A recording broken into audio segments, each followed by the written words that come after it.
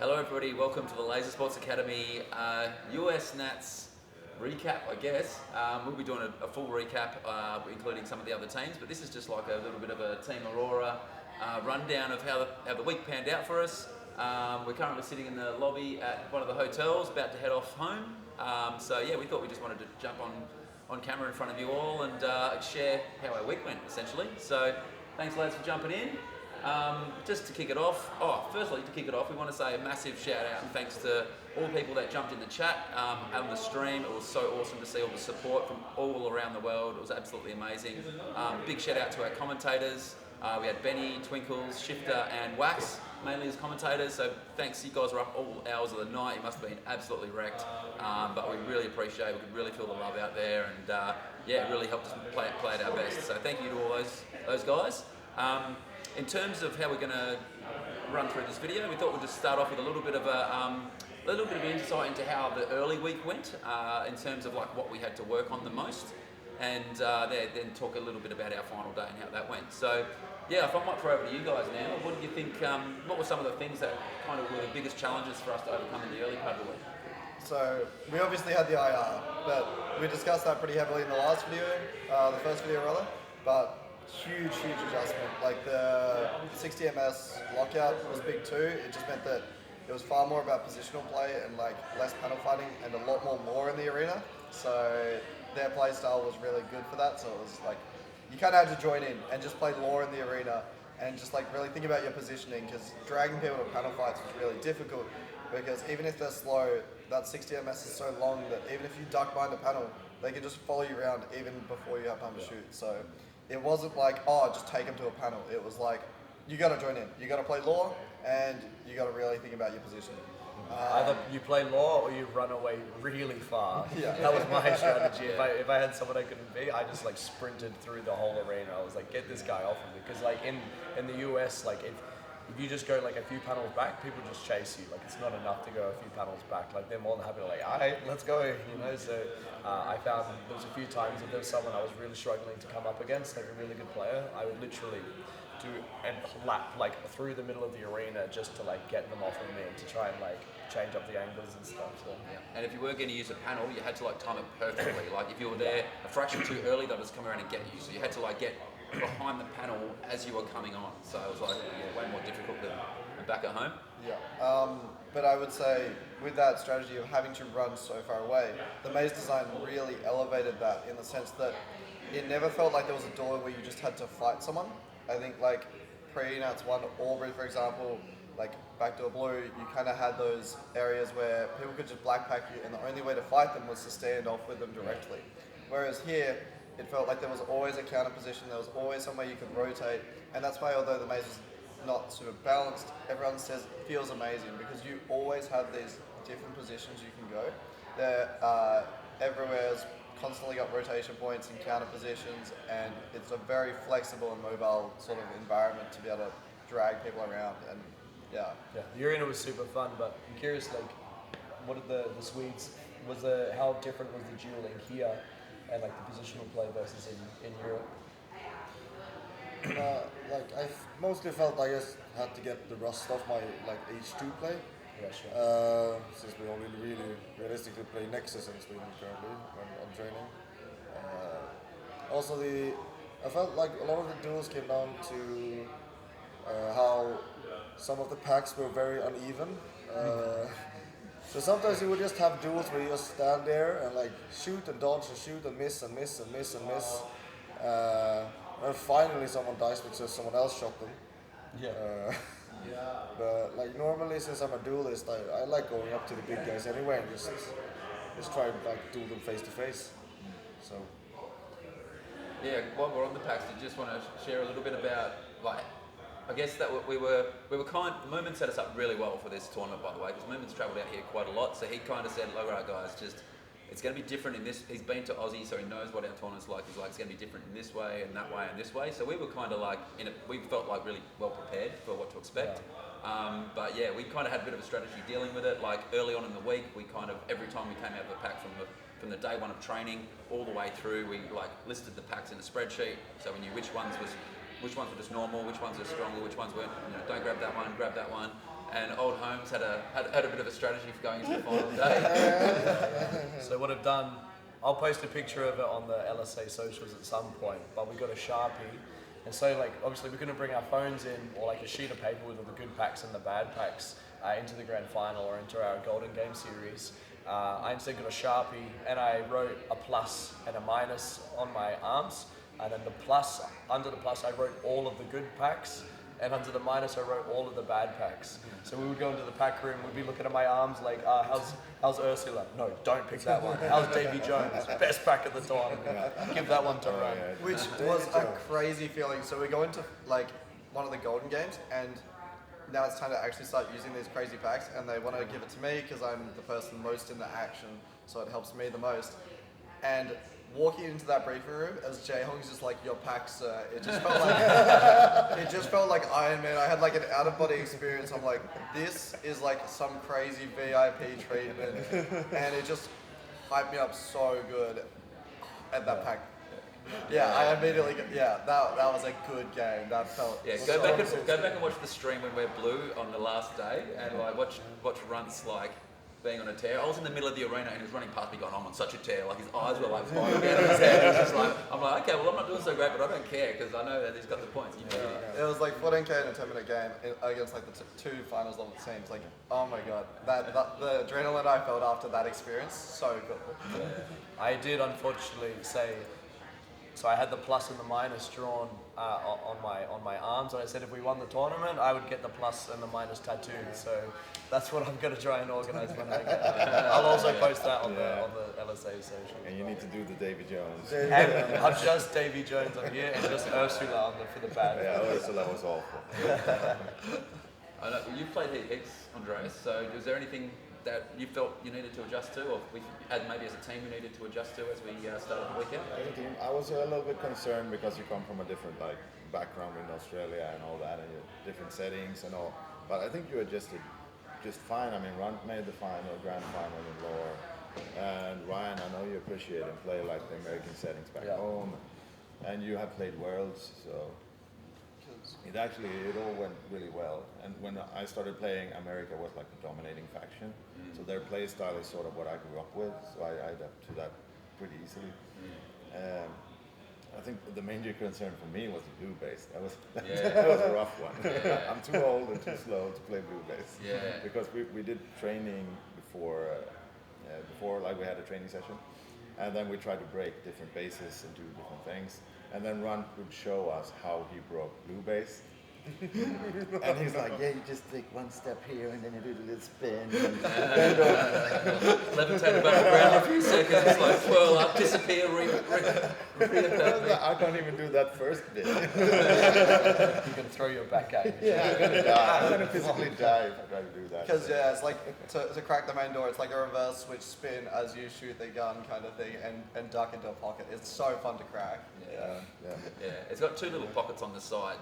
There's long corridors to get in, so if you just walk straight in and try to get to the defender, it's very, very difficult. But if you dart into the pockets first and then dart to the panel where the defender is, you can kind of get close to them and then start dueling them, and you might cop a stun, which means you can start dueling them. So yeah, it's difficult. And you probably would have seen on the stream, a lot of teams, including us, ended up just sticking two inside the base at blue.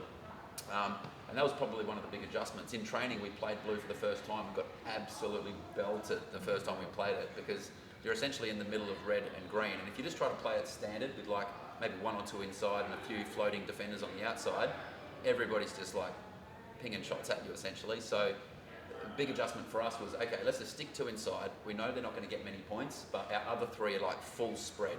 And we know we don't really need to comm the doors. We didn't need door comms there because the guys are standing there and watch the doors. So it didn't matter that the outside defenders were actually really far out and might miss a comm, as long as they're not getting shot and they're accumulating points on the outside of the other bases.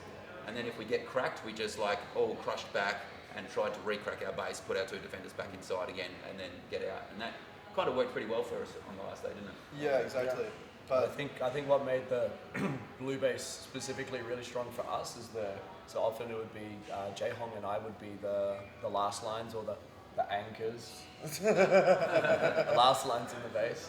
I think what made our defense really strong was how much Jaehong and I would be communicating everything that was happening that we could see. So saying anytime people were loading on our doors, like what side they were loading on.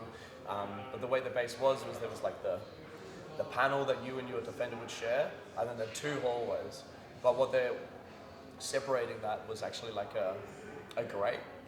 And so let's say someone comes in, they get stunned, and they go to tuck in really deep to one of the pockets. They were actually really hard to deal with, because the Americans are all like good at dodging and stuff, and it would be a very like chaotic duel, especially if they have a second person on the outside that's just waiting for you to reach and get them. So what we did a lot of is anytime someone got stunned and they went into one of those pockets, we would call like help, or just like on me, and then whoever didn't have pressure on their door, they could just like swing around the panel and shoot them through the grate. But the communication was like key for that. If you weren't communicating, you wouldn't know when to do it. You'd do it at the wrong times.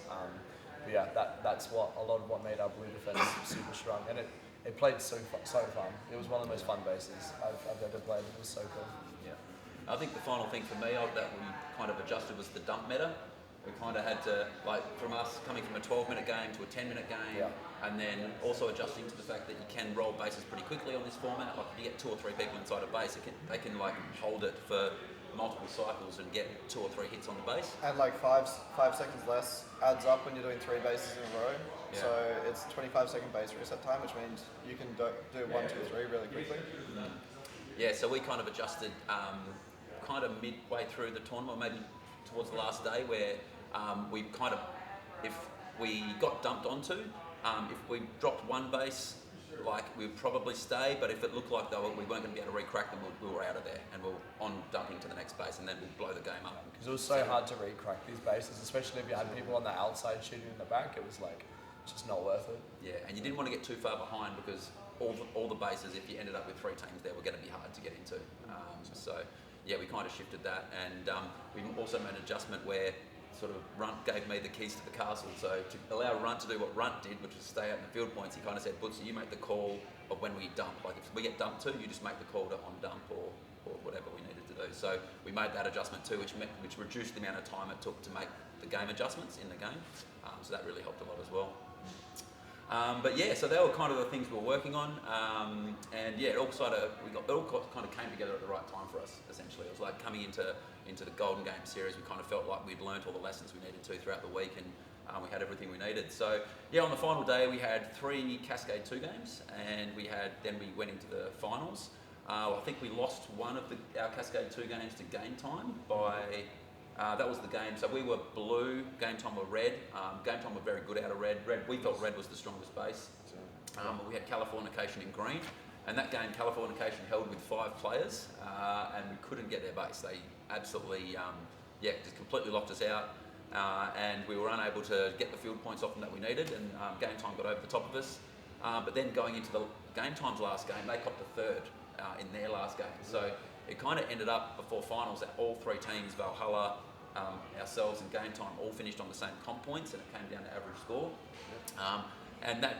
So to go back quickly, another adjustment we made early in the week is we decided to start blowing the games up a little bit more, because we played a few of the earlier games a standard Oz style, where we kind of like play a lower scoring game, we lock the game down, get our 3 or 4 bases, and just go for field points. And then we realised very quickly it was going to be super tight at the top of the ladder, and that we're going to need to have higher scores in order to, like, if it finishes on equal comp points, we're going to want to have more average score than the other teams. So we probably after 2 games of playing ours, the typical Aussie style, we kind of started to go for higher scores. Well, yeah, the thing is, it was like kind of twofold though, because blowing out the game is a really good way to maintain the lead you get early on. So if you get 2 early bases, and then your team's gonna dump like soon. So if you just dump with them, you can kind of just make sure that you win that base race by if they're playing for 10 and you also get your 10 and you got your bases early, it means you're the ones that are going to pack point the most. So it's like, yeah, it's not ever a bad option if you're ahead to just blow the game out, and our 5 was strong enough that we know we're going to get our bases if we dump as a 5. So it wasn't that risky for us to do. So to maintain our lead, it was like, well, we can just blow out the game more, happens to increase our score. And yeah, that's why a lot of the time we'd give into the dumping meta. which we really enjoyed. It was so much fun. It was really fun. And so, as it turned out, it was insane how close it was. So, it was 587,992 points to us, and 588,176 points. So, it was 184 points the difference at the end of the second test game between us and game time. And we were actually ahead of them, and they had a penalty reversed in the last game, which is why we then they gained 1,000 points and went ahead of us. So so that was a thing that happened on the last day, but we didn't really care that much. We're like, you know what, we're top 2, we get 3 Golden Game Series at a minimum. And the other thing is, we were going into a 3-game Golden Game Series, which is awesome. Having 3-game series for Golden Games is so good. And it meant because we were second going into it, it's not like we had to play out of a worse base that much. Like they deferred the color pick, we chose first. So the difference between a 3-game series color pick and 1-game series color pick, it neutralizes the strength of the base. So it's really, really good to have those 3-game series for Golden Games. Yeah, playing those 3-game series made me really obviously you guys have been doing it. Is it like all the European tournaments or just Sweden that you do? Golden Games, Finland doesn't do it. Germany and Sweden, or they do 2 games or 3 games. Okay, but after playing the Golden Games, 3-game series. Excuse my voice. Hello. Doing the Golden Games, the 3-game series, it's so good.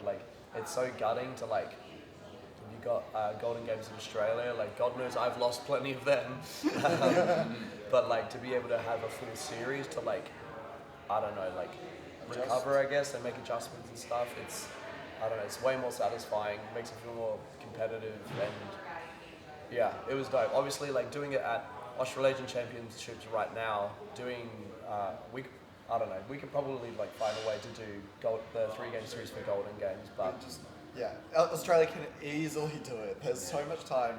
If we just need to cut down on all the fat, there's no excuse not to, I think. Yeah. There's a lot of fun.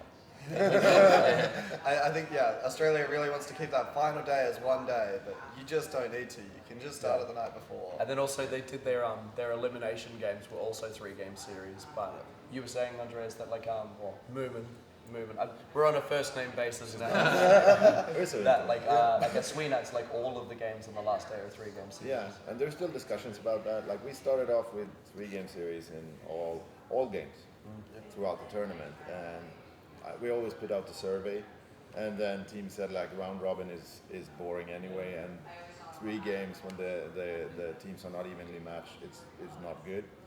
So we choose to remove that and do it for all the System D games. And what happens is that System D is where you have to win, and a lot of the mid-tier and lower tier, they get this 3-game mentality in, and it's sort of, once you learn it, the series become pretty even, and it's a lot more strategizing. And I love it. And our players keep saying that in the surveys that 3 games for System D is really good. We enjoy playing it, so now we don't even ask anymore in the survey. Yeah.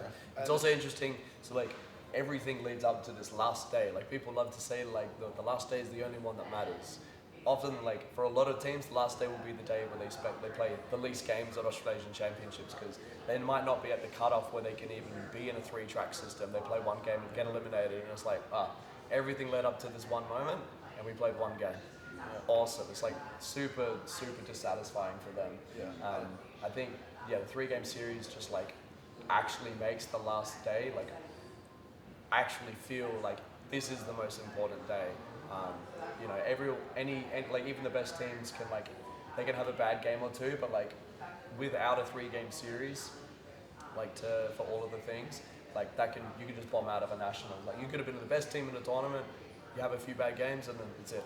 But I feel the 3-game series gives you a lot more room to recover, as Jay was saying. So. Yeah, and especially with if you've got one basis which is stronger than the others, it completely mitigates the effect of that. There's still an advantage of finishing higher and having colour choice in those 3 games, because there's a strategy and a meta to playing a 3-game series.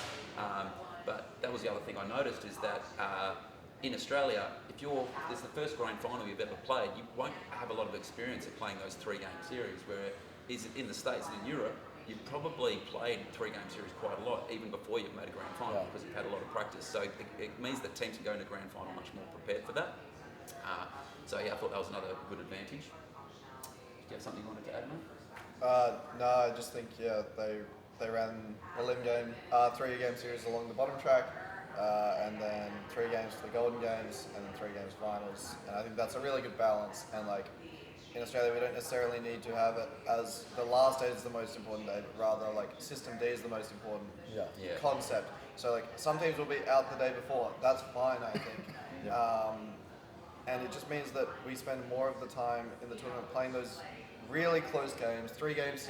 Like every team should be able to experience a 3-game series against teams around them. It feels awesome. So fun.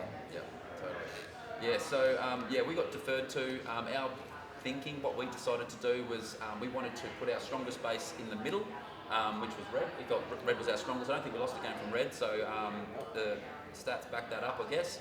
And we wanted to, in a 3-game series, we feel like at the start is when it's going to be the tightest. Like nobody's going to make any drastic moves at the start of a 3-game series. So we felt like let's take the weakest base first. And even if we lose, hopefully the margin is going to be small. Like it might be like, if it's a tight like lockdown game, it'll be 20 to 22 to 25 or something like that. We might only be a few K out of it. Get our best base in the middle. So hopefully nobody's going to make any drastic moves throughout that game still, because nobody's too far behind, and then we can capitalise on the fact that we have the strongest base, because we don't want to have the strongest base when somebody blows the game up, because we don't get to take full advantage of the fact that we have the strongest base, and then we take what was left for our last game. So that's the way we did it. We went blue, which we felt was the weakest base, blue, then red, then green. We were deferred by game time, so we chose that, and then we won that series, and then in the grand final we decided not to defer and just do it the same way, because we felt like it worked really well for us. Yeah. So that was our thinking. In the Golden Game series, essentially, there was only really in that Golden Game series in the grand final, there was only really one game that played out pretty standard for us, which was the second game of the Golden Game series where we were red. There was only 3 bases went down that game. Yeah, okay. Yeah, that was the game where I think Game Time got a base and we got 2 hits on green. But of course, we had our red set up, so we were spread for points. Red had excellent field points, all into green and blue. People would have to really invest to get in there, so we could really crunch back. We held, I think Skywalker got our base. He was the only one to get our base early on, like as he did in that arena. He was just excellent. Him and Odin were excellent at cracking the bases, so they often got an early hit. But we didn't panic at that point, because we know they don't have 5 Skywalkers. They've only got 1, so we just continued to play our main game. And played that one out. That was our strongest win of the final day. And the other games, the first game of the Golden Game series kind of started off standard, and then somebody, I think, dumped late because they were out of it. By that point we felt like we had our kind of our dump meta okay, like we knew not to hang around, we just undumped. So that's the way we played that one. And then and we knew we were kind of doing well going into the last game of the Golden Game series. So once again, as soon as somebody dumped, we just blew the game out and went to 10 bases. We lost that game, but we knew we only lost it by 5K and we had a margin. So that's kind of how it played out. Wasn't the first game a base swap? That was in grand final. That was red. Oh, this is the first series. This is the okay, first sorry, series, yeah. So we didn't see any base swaps till the grand final. Yeah. So let's talk about the grand final. So that was interesting. Both the first 2 games we saw base swaps, which I've never experienced in a grand final before. It was so funny for me because obviously one team dumped, they immediately got a base, the other team dumped back. But I'm pretty sure in the first game we already had 2 hits on one of the bases we needed. Yeah. So that's really good because I think it was game time dumped to green, and they would have tried to keep us out of green, but we already had 2 hits on them. So that wasn't too worrying. And they did it pretty early, so I remember looking at my gun and I'm like, it's only a 10-minute game, base swaps are terrifying in a 10-minute game, but they did it early enough, and I kind of looked at it and I'm like, we've still got like 6 or 7 minutes here, and they're base swapped, and I don't think they're patient enough. So I was just so happy there, because they're base swapped around us, so I'm like, perfect, we just play for pack for a while, one of the teams is going to get bored and go for their 10, and be more selfish than the other team, so I think it was coast to coast, got their 5 at red, and then started trying to hit our blue. Game time got their 5 and tried to hold us out, but we already had 2 of their base, so we weren't too concerned.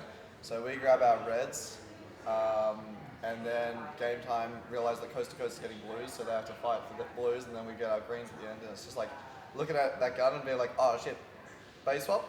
Oh, never mind, we're so good. It was awesome. Yeah. Yeah. So there, that was a surprise. There was, I remember watching the stream back and realising how late we left our bases. It was like, I think with 3 minutes to go, we had like 3 bases and they all had like 3 or 4 more. But then, we just rolled through. Somebody missed a base too, somebody did a Lakio. I did do that. I still don't know how I missed it or what happened. No, I think the patient play there of like, let's just hold back that they're not going to be as patient as us and then get our bases late really quickly. That was really cool. That was fun. I think that if you have Davy Jones, you don't need to. David Jones. Davy Jones is div. Yeah, I was feeling too good to sit at a dumb face that game.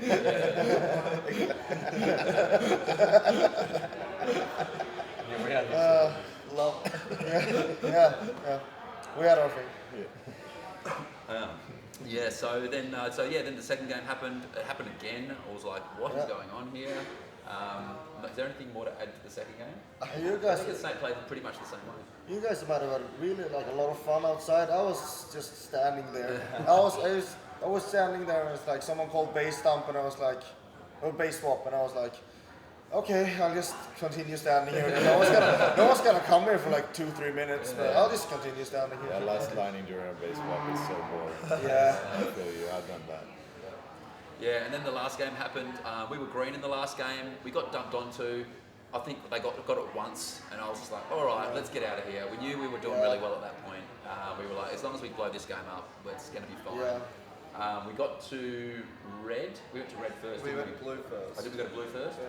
We went blue first, got 5 really quick blues. Yep. And then it's like, okay, we've got 5 minutes. No, we've got 4 blues, that's right. And I missed. Oh. I just came back later. Okay. Yeah. So we got our 4 blues, and then we had like, it's like, okay, we've got 5 minutes to get our 5 red bases. There is going to be 3 teams here the entire game. It is going to be an absolute shit fight, but man, it was a fun one. That was good. There was such a Still did it. Yeah. so much screaming, like because there was so much urgency. Like anytime anyone got in the base, it was just everyone screaming in the arena. Because game time, they're just yelling out, keep Aurora out. Holmes needs, Butzer needs, just like if they get this, they win, and we're just on the exact opposite side. If we get these 5, we win. So it's just Exactly, an absolute shit fight. Everything's on the line. Everyone's going crazy. I'm like fighting people far away. Like I wish I could help more close, and everyone's everywhere. So much fun. But we had like a really good. I'm not sure exactly what we did, but we managed to get like 3 guys in the base like consistently. Like as soon as like we got cracked out, we got the base, got cracked out, and every time the base went up again, we just sent 3 guys straight in, got the defenders out, got the base, and just did it over and over again. I'm not sure exactly what we did, but like Yeah, I it just don't know rolled. either, but it was Just rolled. We were just fucking, we were Yeah. just sprinting in, bro. I think we forgot to mention this in the second golden game that everyone just ended up on red as well. So all of us was just leaving for like the empty bases.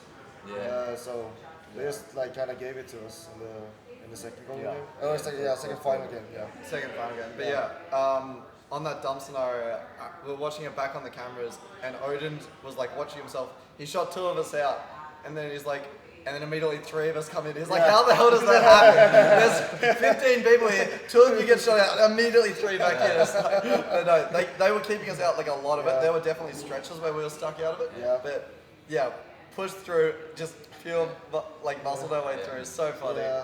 Yeah, I think another thing that happened in that game was you got your base pretty early, your red base, and at the back of red was like this space where all the teams were trying to control because you had shots onto the doors from the back area. So Runt came straight out, and that's where I would sit to try and control that back area. As soon as Runt got his base, he was able to come in and take that area, and I was able to go forward. And it just created enough chaos down there that we actually had runs at the doors. There was enough people down there. You were causing enough, everyone's like, oh my god, the prodigy's running around. Quick, look at him. And we were able to get enough access to the doors that we could re-punch through. And I think also stuns helped a lot in that game to actually get in. Like if it was on no stuns and only 2 shots per second, that would have been the most impossible task. But with 1 shot per second stuns, you can use the stuns to move around, get in and stuff, and it made it possible. There were often 5-6 people inside the base at the same time. Exactly. Yeah, it was great. That was not uncommon in that game. Yeah. So what I want to say is that I'm so glad it ended in red. Those red base, Fort Wayne, that's a shout out. I need to say. Yeah. It's probably one of the best bases I've played. I would say, even though the bases are tight and on camera they look minuscule, they do feel a lot better in person. They're way less tight in person, and like even with 15 people there wasn't actually many people getting in the way of each other, which is insane for a base that's so tight. It with was so many tight. people. Like we were Like- bumping butts with like a lot of people. Yeah, a lot of bumping butts, Yeah. but it still played fine. It's not like bases were going down because people were getting in the way. It was just like a very fun, intimate experience. Yeah, intimate's the right word. We now know each other better. We know each other very well. The beauty of red was that like in blue, you had the same setup, but you had the grate, which blocked access through. You couldn't like come in one door and go through and around the other side of the panel, whereas red didn't have any wall or grate. So you could run in one door and run all the way past the defenders and come around the wall on the other side. So that kind of helped with not getting shot from the outside too, because you could like run in a door and you could run through the base, so the defenders on the outside couldn't get shots onto you, and then you could come around and try and get a shot on the person under the base. So yeah, I agree with Moomin, like red base. I wanted, Skywalker, if you're out there, man, I'm totally hitting you up for dimensions on that base, because we need to replicate that in Australia. It's a really, really excellent design. It's a bit similar to like Green Base in Hobart, but just smaller and like less open, but Yeah. like with the same, like so you can play with the same style. You just like you run in. Since we have stuns here, you might get stunned and then you just switch sides. You just go bind and just try to trick the guy under. Yeah. Speaking of the intimacy in the bases, I'm sure anyone watching saw like, especially for us in Australia, I'm not sure what the rules are in Europe or Sweden, but you would have people literally like interlocking legs, like, and stuff, like literally butt to butt, cock to butt, whatever. There was all sorts going on, and like from an Australian perspective, like obviously we've got pretty strict spacing rules, like you can't be that close to someone, otherwise you'd both get a penalty. And so watching like the pre-nut streams, I thought it'd be way more of like a danger issue, because that's what we've always thought in Australia. But having played it, I can't really think of any times where it felt dangerous when I was doing it with someone, especially when it was with like your own teammate. So that was like that was really interesting for me. Yeah, so that's kind of a bit of a rundown on how the grand final and the final day panned out.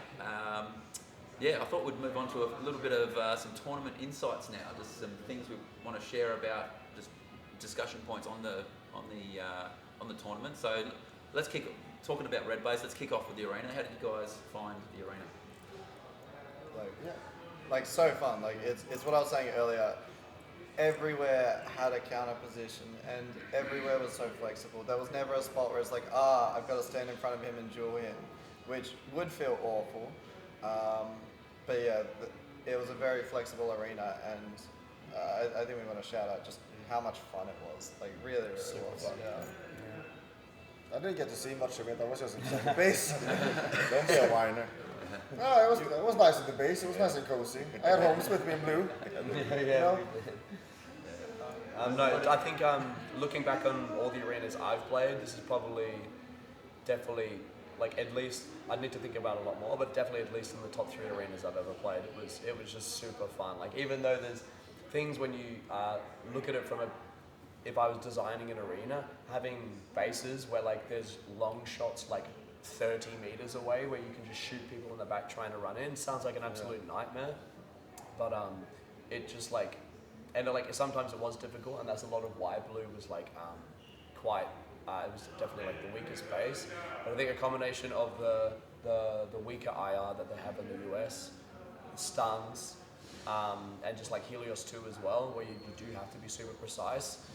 It wasn't nearly as oppressive as like you would think, like looking at the maze map. I just thought that was like super interesting. H Pro with 2 shots a second, you'd just be wiping out the entire arena from yeah, that that's spot a different every story. 10 seconds. Yeah. But like it was powerful, but it's like, you could see someone there and you just knew if I quickly, like a bit of a dash, didn't have to be a dangerous dash, but like a dash in front of them and they're not going to hit you kind of thing. They're really only going to rack up points if your defenders were standing in the open, trying to load up on the doors, which is what we were doing on the first few days, which is why we found it so impressive. And it's what some of the lower ranked teams did, which is why Butzer got like a 500 tag ratio as a float. Because if people stand in the front of those lines of sight, it's super impressive, but if people dash past them, it's not too bad. Also, when we talk about the arena, I'm not really sure how I feel about some of the mirrors that were put there. I might think that would be the only thing I sometimes felt like. I don't know, especially when we played Red, when we tried to force it, then it was like small mirrors outside the entrances. The defenders would shoot you before you even reach the. For context, there were like little phone-sized mirrors on the ends of some panels, so you'd just be like about to like load a base door, and you're like looking around, and then you'd see a ping off there, and you die, and you're like, I guess I didn't account for that tiny little phone mirror. But if you're defending, you love the little phone mirror. I like the phone mirrors. Yeah, very fun for defenders. I didn't like I think the only thing I really didn't like was I don't like ramps at all. I really don't like them. Like these were like small and like fine, but I still don't like the ramps. The green. Yeah, the green ramps. I don't like ramps in general. These were fine, but like you could have just not happened there. There was one player did roll the ankle on the ramp. That's Monster. true. Yeah. They're like little speed bump ramps. Exactly. The ramps marked on the maze map were like not playable, but they were like to get into the green area, just a little speed bump, which did throw off your footing a bit. So I agreed. I thought and one extra thing with the arena, I felt like it had something for us in our play style. With you really did have good floats and push positions, and it wasn't just simple floats where you just float to one spot every time. You could back around and come back into the middle of the arena, and we're going to do a bit of content on this actually and talk about our strategy from each of the three bases and how we were floating and where we were pushing our players to and stuff. It was. I felt as a float, I had a huge amount of fun. Like it wasn't obvious where to float to. I could push further depending on what other teams were doing, and and then of course it had something for the European/American play style with the way the bases were set up and how you needed to get into them. So it had something for all of us in it. And that complexity, I think, is what made the arena so fun. Is that everyone was doing something different in every aspect. It wasn't just like the push positions are 2 corridors. It's like it was like 3 corridors and then some rat tunnels and all this stuff. So everyone's doing something different, and every game felt really unique. And that's again the fun factor is different people doing different things with complex options. Absolutely. Agreed. In terms of the equipment and the settings, I guess we've spoken about it a little bit throughout our last videos throughout the week as well, and already today. Is there anything we want to add in terms of equipment and settings? There was a bit of discussion around 60 milliseconds is too long. Why isn't it 30 milliseconds? Anything we can say about that? It felt for me, it felt fine. It felt good. It's an adjustment thing. So I just mentioned before that. So the US uses 60 millisecond and Germany uses 60 millisecond. Sweden doesn't have legacy yet. And Germany was first in Europe and America then. And they came up with 60, not in collaboration, but on their own, on different continents. So that's why we thought like, okay, if two countries come up with the same setting, from a lot of trial and error and stuff, then that's where we're going to go. It's definitely just an adjustment thing. And I feel like that's something you can say about a lot of things in this tournament. Like obviously, a lot of the rules were a lot more relaxed compared to what we have in Australia. And if you get too hung up on those differences, then you probably struggle. But if you just accept the differences and make the adjustments you need to, 60 millisecond was totally fine. And then on the topic of adjustments, another thing was one of the adjustments I had to make in my own playstyle early on is the rules they have with their leading arm coming into bases are a little bit different. It's not like you're not allowed to come in like this, but you can get a little bit of it going on. And so if you just go from an Australian perspective, they're just covering every time they come into the base, it's you're just gonna get pissed off and you're gonna get shot out anyway.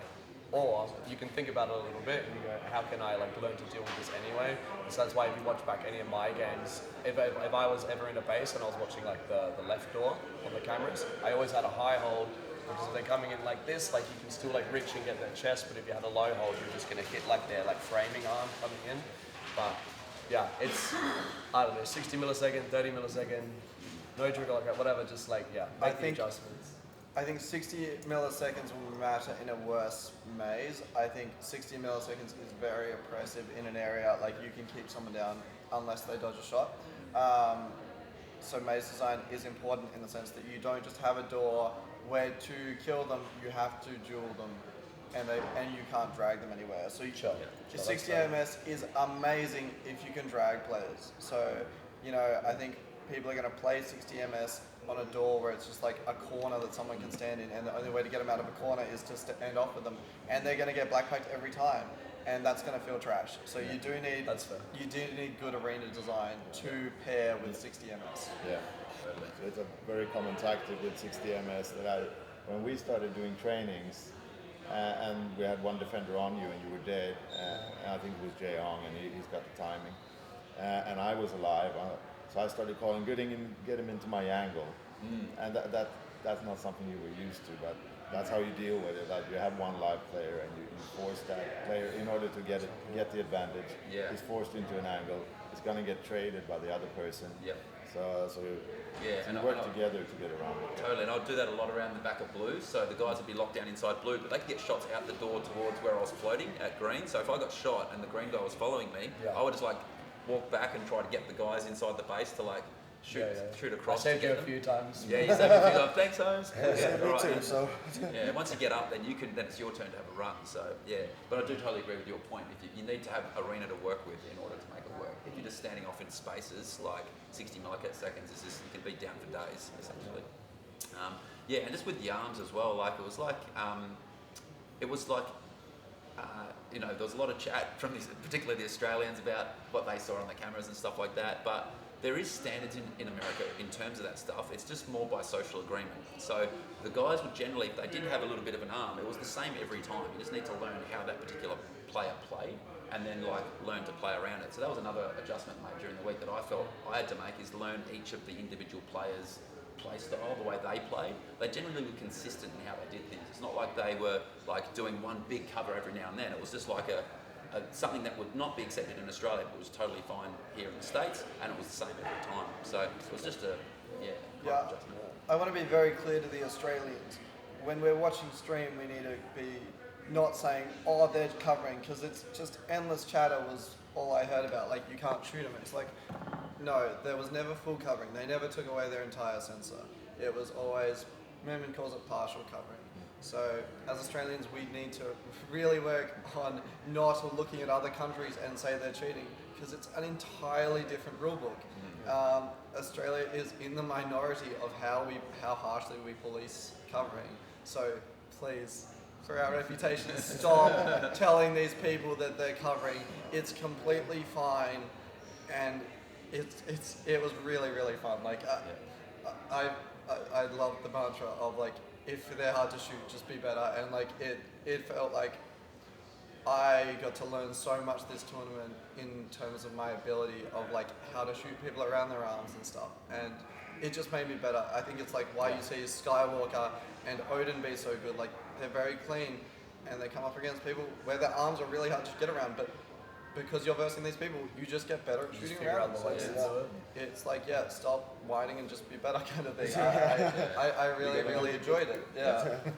It's like when I versed Moomin, like I couldn't get around his arm in lore, but Skywalker could. Skywalker was just better. Like, he deserved to beat me.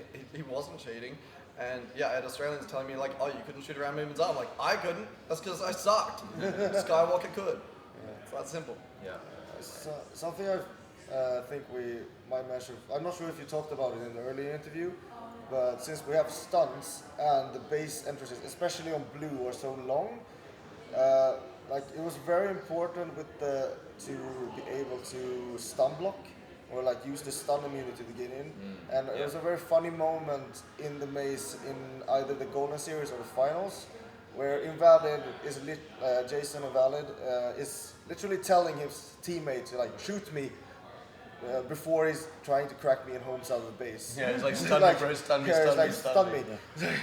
So we need to explain what the stun block is because Yeah, it's different to the stun in vulnerability. So you've got, when you get stunned, you've got that, whatever it is, fraction of a second. 1.2 seconds. 1.2 seconds where you're invulnerable, but then the stun block is like kind of like a glitch, I guess. There's a window where you can get tagged again, and then there is a stun block where you can't get tagged just before you come back. It's like roughly half a second before you activate it. And if you try and get that, like let's say you've stunned them, you've missed, and you try and get that third shot on them, that third shot won't reg if you try and do it. So you have to wait for the activation like sound again, and then shoot them. And that was really interesting. And that was something like the best players were using extremely well. Like our first grand final game, I was in blue, like watching the left door, and I just heard like a little bit of like chatter or something, and I was like, what's going on out there? And then all of a sudden, they must have like stunned each other. I had Odin, Skywalker, and like Slick. All three of them were like stunned. They just come around the corner like during that stun block time, and none of my shots registered because of that thing, and they got a really, really awesome crack because of it. So it was it's something that's like a lot of people like know about, but it's not something that a lot of people actually like utilize. And that was like an example where I was like, oh shit, like that's really good. That was really good tactic. It was something that I have used in like Law Finals of Australia because I'd get stunned. I'd know when I'm on like that glitch phase, and I was presenting my like chest to Lilbo and he'd shoot it and go wild. So it was really fun playing in an arena where everyone kind of knew how to use it. Like one time I called like clear door for Jaehong because I stunned like Skywalker and he waited that like 2.7 seconds and then ran and like denied him, and I'm like, good on him, like that's awesome. Like on one hand, I do hope it's fixed because it does feel like a glitch, but like if it's there, people knowing how to play with it, really, really fun. I would like to add that it sounds really powerful now that we talk about when you come out of the stun, it's still a 60 millisecond. So a player who can hear your sound and knows about it, he will blackpack you instead because you do present your sensor because he wants to bait the shot, but if he waits that extra 0.5 seconds, he's gonna instead just blackpack you and you're out. So there is a downside to it as well. I like it. I feel like it's just like it might be a glitch, but like I feel like it's more like just part of like the play. It's just like it's like a move you can use. I've never seen teammates like just stun each other to try and do the move, but I find it's fun and it's like it's kind of hard to pull off, like especially with like long bases, like the base emphasis. And it's been around since V5. Yeah. I think anything that like adds a new skill set to learn in the game, and like a new tool for players to use is like a good thing. So like I think stuns is something that like, so I've been playing 2 shots per second in Australia like my whole laser tag career, but and I've always enjoyed 1 shot per second stuns, but now that I've played like a full nationals on 1 shot per second stuns are like, they're super fun. It's another tool for like players to like really like express themselves in different ways in terms of how they use it and like how they dodge and stuff. And it's just another thing, like anything that gives the best players another way to like separate themselves from like everyone else, I think is just super cool. And I guess even though the glitch stun block at the end like is a bit weird, it is at the end of the day just another skill set and another tool that players can use, and like they make some really cool plays with it. So I've been officially converted. Me too, and well, if I wasn't already, I'm officially converted now. But one of the differences I found was in Australia, you've got every tag is a DIAC. So you got somebody in base, you like run fast to the door, you get the shot on them, they DIAC, you get in, take the base. It's the excitement factor is like open for, or the window of like a good spectator and excitement is like a few seconds, whereas you get these situations on this format where person comes in, somebody gets stunned, they dodge out of the stun, they get a fire back, that guy gets stunned, and this like dance, and then other people come in the doors, and then that throws another element of chaos in, and you get this 5, 10, 15 second of just like all these like high level players doing dancing and doing all this stuff. And at the end of the exchange, like somebody wins it, but the exchange goes on for a longer period of time. And that for me was like one of the funnest parts of playing this format, is those periods of exchange that go for a lot longer and require a lot more skills than just running at a door and getting that one shot on that guy, or maybe two guys that might be inside the base. So yeah, it's just something we don't have in the Australian format that I felt is a really cool thing. Just for some balance, something you do have in Australia that I think is good is they opted out on reloads. Yeah. I think that reloads would have broken out a little bit more of a macro strategy bit in, because it comes down to like on an individual level very fast when there's a lot of these American add-ons that they do with the low IR and the dodges and the stunts, and it boils down to a lot of the individual plays. So a reload is a nice way of breaking it up a little bit. So Except what would we have done in blue? Where would we have hit? well, they just let you play the reload. It would have been fine. Yeah. Even though you hit No, a reload. I don't think so. No, I was talking to them. You just play under them, and as soon as you get low power, it'll just reload it. And if you're playing under them while you're low, so like it obviously wouldn't have been like the most perfect implementation in the arena, but yeah, reloads for sure are a tool that would be nice to have here. So Worlds is looking real good because Worlds has them, I'm pretty sure. Right? Yes. Yeah, so it should be good. America usually has reloads. Yeah. It will be in Philly when we go. Yeah. See you in Philly. Bring back the squad. Okay, so let's move on to the playing culture now, because I just felt like the playing culture here was really, really good. Like we were talking about it last night. Like a lot of the guys are, good shot.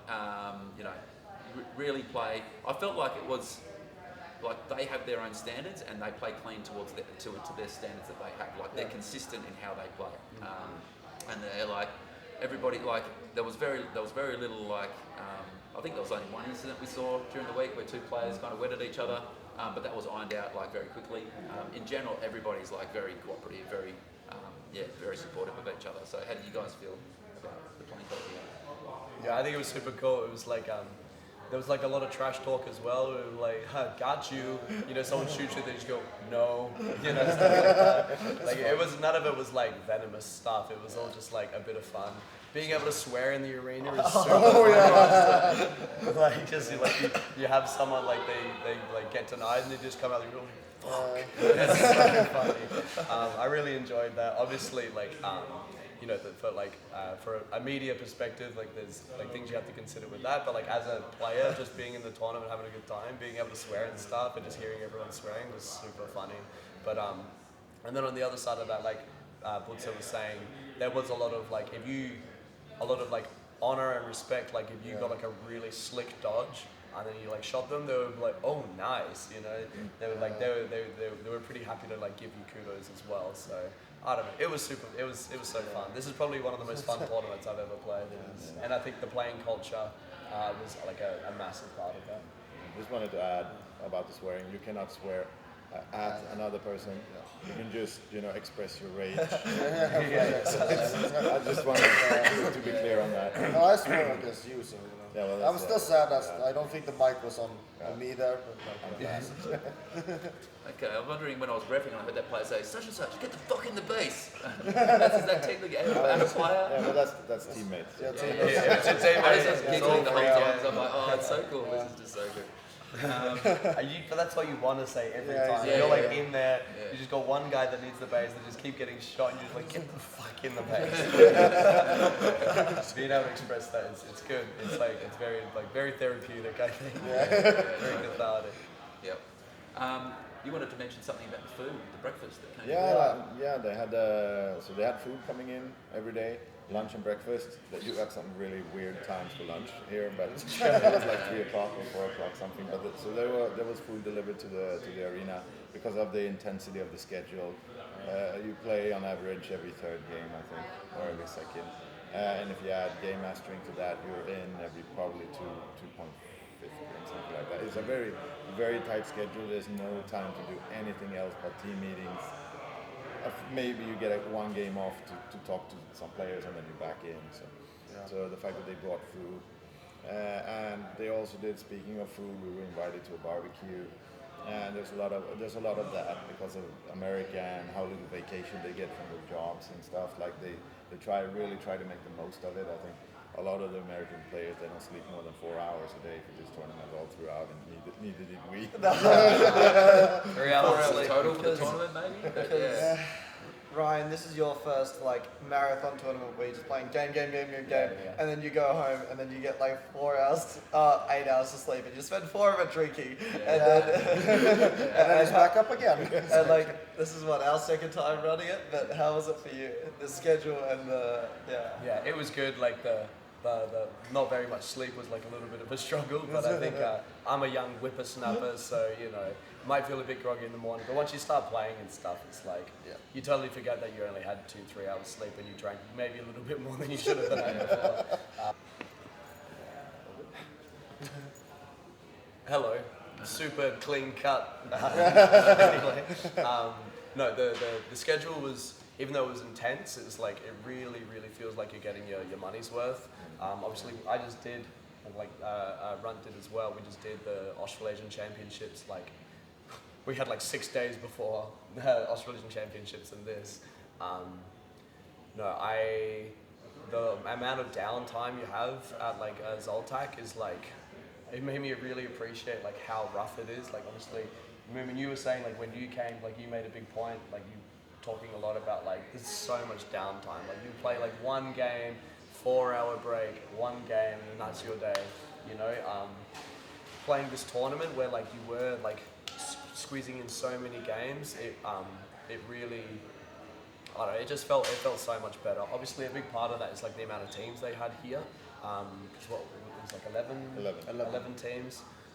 That was a big part of it. You know, ZLTUSC will have normally upwards of like 25 teams. But yeah, I think something needs to change. Like now that I appreciate like how good like this schedule was, like yeah, going back to ZLTUSC now, like it's gonna feel so awful, like comparatively to this. So yeah, I think something needs to change, but it's difficult with such a big organization like ZLTUSC and like something that's been the same for so many years, so many teams, but I don't know, something needs to change. I think. Yeah, okay, so I think we're going to wrap it up here, boys. Is there anything else we wanted to add before we finish up? Come to the US. Yeah. Come to US Nationals. It was dope. Yeah, most fun tournament I've like ever had, or like at the very least in like the top 3, top 2 tournaments I've ever been to. Yeah, it's so good. And we were saying this like before we won, like even after like day 2, I was like shit. Like I had low expectations going into this tournament. I was mostly just coming because like, you know, hang out with these guys and like I had the time to. But I'm like 3 days in, I'm like, oh, this might be the most fun tournament I've ever had. Like this, it hurts to admit it, but it's really good. Like. Yeah, sorry, Aftershock and Vikings. I'm not gonna say the most. I can't talk my boys, but like, yeah, really up there. We replaced you with Tweakles. No, specifically no. Yeah, there's the way I describe it is it's like an ungentrified laser tag. Like you know when you have this beautiful natural like area and then they turn it into suburbia with all the McDonald's brands and everything like that, and it becomes very gentrified and like mainstream. This is like prior to that. It's like pure. It's just like people who love laser tag. It's not as strict. And it just feels like it was just really like there's something really endearing about the whole experience. For sure. So, get your ass down here or over here. We're going to get some more content out as well. I'm going to try and get hold of the other grand finalists and see if they want to do a little bit of content on how the grand final played out for them. We're going to do some content on how we played the arena as well. And if you've got any requests for content, please send them through. We'd love to create some more for you guys. We hope you've enjoyed the journey with us throughout the week as well. And we look forward to keep punching out more content over the next few months. And good luck to everybody in Finland who's going to Finland. That's probably the next big tournament coming up. Yeah, you'll see Jay Hung in Finland. 2 weeks out, man. 2 weeks out. Going home, resting, and then going out again. Yeah. There's a lot of nationals out there, guys. Yeah, there's a we lot. should come over to Europe. It's not just ZLTUSC, guys. Yeah. Sweden in December. Yeah, Ryan Sweetouts in December. He's been converted. All right, guys. So thanks for following along with us, and farewell. We'll see you next time.